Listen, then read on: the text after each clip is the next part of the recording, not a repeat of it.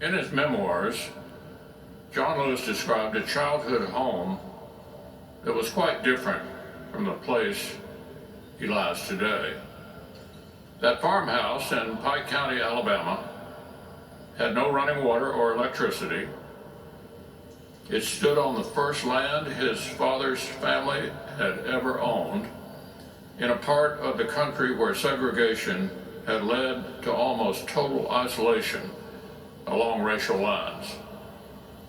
It would have been hard to conceive back then that the young child tending his family's chickens would, by age 23, be leading the movement to redeem American society. That he'd be addressing hundreds of thousands of civil rights marchers from the steps of the Lincoln Memorial. I was lucky enough to be there that day. I marveled at the massive crowds. The sight gave me hope for our country. That was John's doing. Even on that day, as his voice echoed across the mall, I wonder how many dared imagine that young man would come to walk the halls of the Congress. America's original sin of slavery was allowed to fester for far too long. It left a long wake of pain, violence, and brokenness that has taken great efforts from great heroes to address. John's friend, Dr. Martin Luther King Jr., famously said, "The arc of the moral universe is long, but it bends toward justice." But that is never automatic.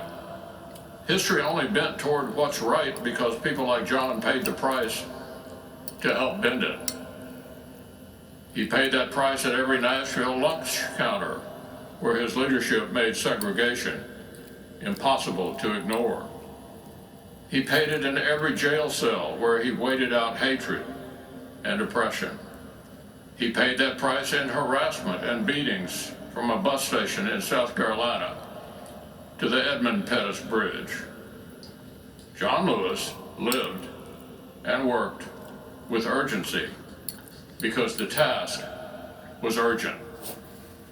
But even though the world around him gave him every cause for bitterness, he stubbornly treated everyone with respect and love. All so that, as his friend Dr. King once put it, we could build a community at peace with itself. Today, we pray and trust that this peacemaker himself now rests in peace.